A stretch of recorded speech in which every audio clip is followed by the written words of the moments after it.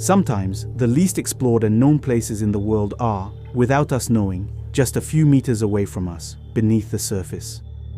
In Mexico, on the Yucatan Peninsula, in the jungle, just a few meters underground, there is a huge labyrinth of limestone tunnels filled with water. As you may have guessed, today we're going to explore these submerged depths, sneaking into sunken caves that have been plunged into darkness for thousands of years. And although the size of these networks of tunnels, stretching and winding for hundreds, even thousands of kilometers, defies understanding, they remained unknown for a long time.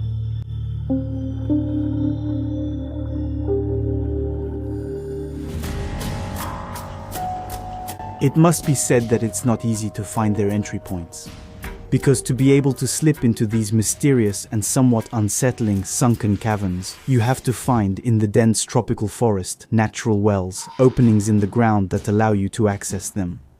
These water-filled chasms, known as cenotes, which are the only gateways to enter these underground networks, were formed where, in some places, the stone ceilings above them partially collapsed.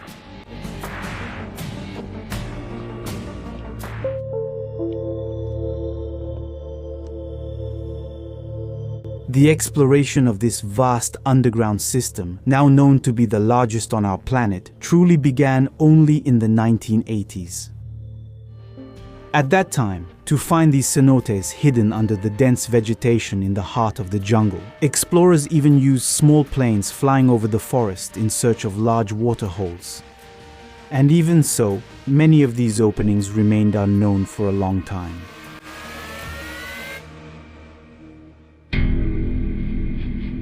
Just think that this giant well, which leads to one of the largest underwater caves in the world, and inside which you could easily fit a 10-story building, was only discovered in 1996. Even though it's only a few kilometers as the crow flies from a very busy road. And then this cenote, where light pours in from the collapsed ceiling, is also much larger than it appears. Because where we're diving, it seems to go down only about 35 meters deep. In reality, the whole thing extends to the sides, where dark and narrow tunnels branch off, stretching far away from any source of natural light. And by taking these narrow passageways plunged into eternal darkness, some experienced divers eventually emerged. At nearly 120 meters deep, into a chamber large enough to fit a small cathedral, from which other networks branch off, some of which remain completely unexplored to this day.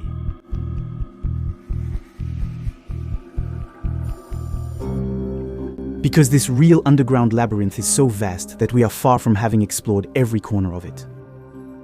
And to find your way in this maze of flooded tunnels, once you've left behind the few reassuring landmarks of the curtains of light, which, when the sun is at its zenith, dance near the holes in the ceiling, you have to follow a continuous lifeline, a thin, fragile nylon line, which, like Ariadne's thread, shows us the way to go and the direction to the nearest exit. These lines that run from the entrances of the cenotes to the deepest and most remote places divers can reach are there as markers to help them find their way. In this world where everything ends up looking the same, drowned in the same unsettling beauty. Thus, these caves are not just simple one-way tunnels, but complex networks of galleries and dead ends that sometimes intertwine on several levels of depth. That's why those who organize expeditions to map out portions of these still unexplored networks are extremely careful. Before venturing in, they study every detail of this immense spider web woven from threads, which gradually branches out as you move away from the entry points. And as crazy as it may seem, for now, no one really knows when it ends, or how far all these stone tunnels filled with water actually extend. Just think that the so-called Sakakton system, which has nearly 200 known entrances, stretches under the forest for a length of 222 kilometers. And this already gigantic system of tunnels recently saw its size almost double when divers discovered that it is actually connected and is therefore one and the same with another impressive system, the Dos Ojos system. And this new system, the Sakakton dos Ojos, branches out over a total length of 372 kilometers of tunnels and underground passages flooded by water. In fact, the only thing we can truly be certain of is that today, when put together, all these winding tunnels make up by far the largest known system of interconnected underwater caves on our planet.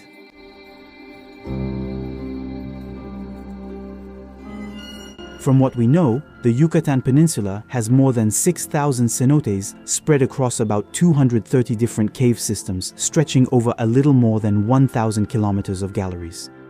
1,000 kilometers of galleries have been mapped so far, but it's estimated that the total length of this underground network probably actually exceeds 7,000 kilometers. And the craziest thing about all this is that if we wanted to create such monumental networks ourselves, we would have to use massive machines and insane amounts of energy. Whereas here, nature only needed the combined work of time and water.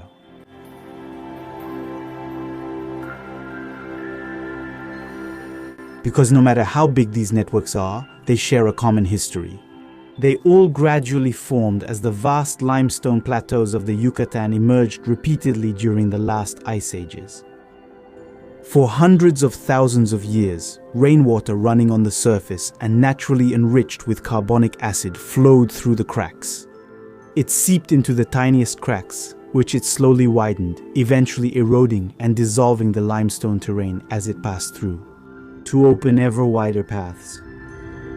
Thus, these underground landscapes have been entirely carved and shaped by the flow of rainwater.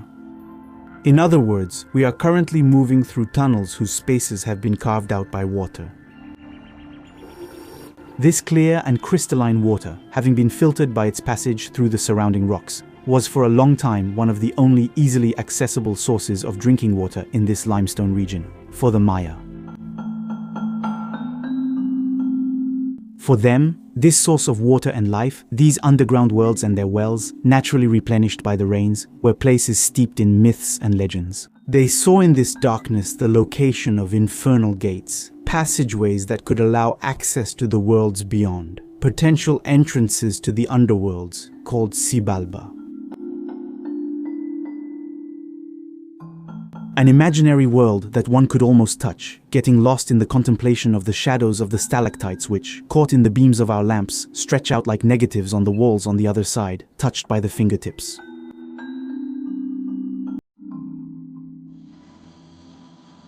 But perhaps even more than transporting you into an unreal atmosphere, these galleries offer us a true journey through time. Because around 120 artifacts and relics from the Mayan era were found there, and some of them even date back further in time. As we've seen, several tens of thousands of years ago, you could have walked dry through the galleries where we are now floating. The most obvious proof that these places haven't always been underwater is the presence of all the stalactites and stalagmites found here. Indeed, these can only form in dry caves through a slow and gradual deposit. Deposits that take centuries, even millennia, to build these mineral spires drop by drop between which we swim, and which therefore most likely all formed during the last ice age, before the level of all the world's oceans rose by nearly 100 meters. And allowed the water to completely fill these networks and abruptly stop the growth of all these speleothems. From this period, we have also found remains of animals that have now completely disappeared, but which, at the end of the Pleistocene, lived or passed through these caves, which were dry at the time. Thus, the cave-diving speleologists, bold and passionate enough to dare to venture fin by fin into the unexplored details of this world, have been able to discover bones of giant sloths, bears, or proto-elephants there, all dated to about 15,000 years ago. Thus, by flooding these cave systems, the water, which makes access to some of these passages extremely difficult, has paradoxically helped preserve the traces of those who, in the past, before us, explored them. Human bones dating back more than 9,000 years have even been found there, just 300 meters from one of the entrances to this immense stone labyrinth. A labyrinth whose arrangement of entrance holes also indicates the position of a huge crater. Because, strangely enough, if you look at the position of these cenotes in the vast karst network of the southern Yucatan Peninsula, you can see a gigantic ring taking shape. An arc on which these flooded sinkholes tend to align themselves, and which is 180 kilometers away from the impact point. That's where, 66 million years ago, an asteroid nearly 10 kilometers in diameter crashed into our planet. That's why there's a higher concentration of cenotes at the edge of what was the Chicxulub crater, where the ground, weakened by the violence of the impact, made their formation easier. Nearly 66 million years have passed since that cataclysm, and inside these cavities, time seems to flow differently, without the rhythm of the sun as a reference, without sounds coming from the surface. Beyond these signs, only the beams from your lamps momentarily chase away the darkness of this crystal clear water. And only a few divers are skilled enough to dare venture into this dark chamber. Because when you only have a few hours of air in your tank, the slightest wrong kick or a bad turn can take you away from your original goal and turn your journey into one where death is the final destination. At a bend in a corridor, some sometimes choose, drawn by the taste for adventure and the unknown, to branch off, to weave new threads of life. By taking paths where no one has ever gone before, they dive into the unexplored, into those rare corners of our planet that no human has ever laid eyes on. And so they move forward, unaware of what discoveries await them at every new turn. Because here, unlike climbing a mountain where you can almost see the summit and the ridges, no one knows where all this ends. Around a bend in the corridor, the fleeting beams of their lamps illuminate these mineral landscapes for a few seconds, before they leave everything behind to fall back into darkness again. Maybe for hundreds of years, until someone passes by again, or the stone ceiling collapses. And when you think about the 7,000 kilometers of tunnels that probably wind beneath the Yucatan Peninsula alone, you realize that the surface of the world is still far from having revealed all its secrets. A huge thank you to everyone who supports us on Utip, Typee, or through the join button. This kind of project wouldn't be possible without you. And a big thank you as well to the Cité de l'Océan and the Aquarium of Biarritz for supporting the creation of this episode and for giving us a bubble away from the world of land dwellers, privileged access to underwater mysteries. If you're passing through or living in the southwest of France, visiting these places is the perfect way to dive underwater while staying dry. At the aquarium, you can observe up close many of the fascinating inhabitants of the underwater worlds, whether they live in fresh or salt water. On the other side of the glass of one of the largest tanks in France, you can let yourself be mesmerized by the graceful movements of about 10 different species of sharks, as well as by the jellyfish with their undulating umbrellas in other tanks. At the Cité de l'Océan, you will discover a wealth of fun and informative content about the ocean. Thanks to interactive and immersive experiences, 3D animations and simulators, you will be able to listen to, touch, and feel the big and small stories of the ocean. And this, from the tropics to the poles, from the surface and the waves to the great abyssal depths, where sunlight never reaches.